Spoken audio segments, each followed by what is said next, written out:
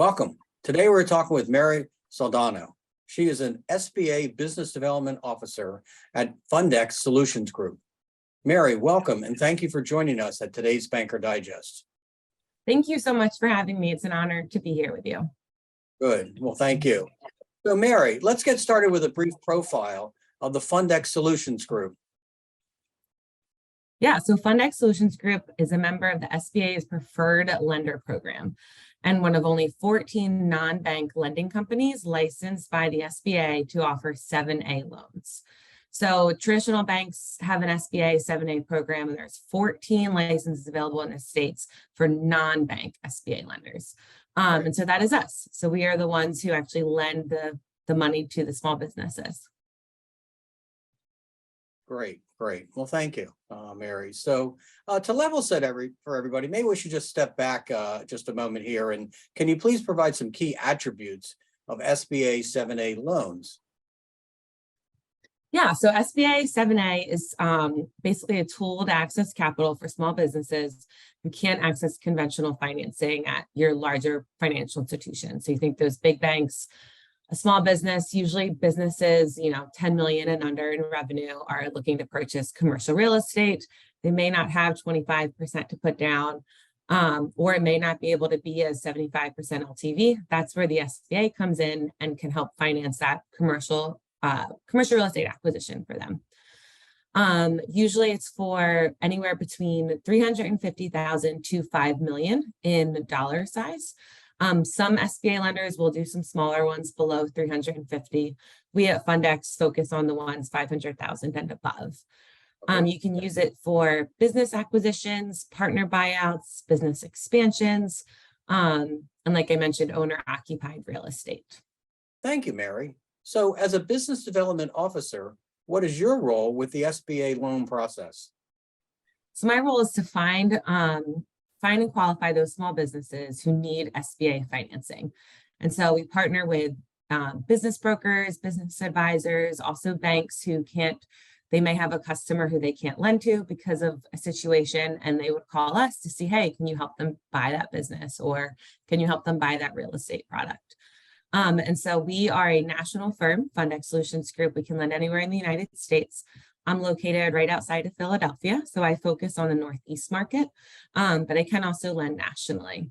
And so I've built my whole career in working alongside small businesses, and we look at it more of, yes, it's a sales position, but it's also, we truly try to partner with the small business community to get access to capital. And so we basically, for every file that comes across our desk, we do a full pre-underwrite where we're looking at that business's cash flow, making sure, cash is king. Can they afford the step payment? And then we're also advising them too. There's sometimes where the SBA 7A product may not be the best fit for them. And so it's up to us to guide them in the right path and make sure that they're making the best decision for their company. Right. Well, that's great. That's great how you're partnering with different players in the marketplace to help these small businesses. So Mary, thank you. So based on your experience, what are some typical application situations for SBA 7A loans? Yeah, so in order to be eligible, you have to be a for-profit entity in the United States. And so there's eligible uses of funds for those small businesses. So you can buy an existing business. Let's say you are looking to purchase a commercial cleaning company, and you spent your whole life cleaning or being in an administrative role in a commercial cleaning company. We look at transferable skills of that buyer. So we don't say, oh, you have had to have a business before, but we're looking, what skills do you have in your past that you can then translate into owning this business and running it well? There's also franchising. So you think of, the Rita's franchise. We see a lot of those come across our desk sometimes. Commercial real estate acquisition. To qualify for commercial real estate, you have to operate at least 51% of the square footage of that building. So it provides small businesses, let's say, it's a hair salon down Broad Street and they want to buy the building they've been operating out of. That business can purchase that asset, rent the second floor as long as the first floor is a little bit bigger. There's also partner buyouts. Sometimes we'll see in acquisitions that one partner is ready to retire and the other one's not, but they don't have the capital to just buy that partner outright. And there's other uses, not as common, but you can do leasehold improvements. There's construction, working capital, equipment to grow your business.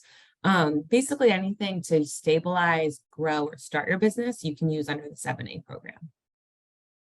Great, great. Thank you. They really cover a lot of situations with those, SBA 7 loans. So thank you, Mary, for helping us better understand some of the features and uses of the 7A loans with the SBA.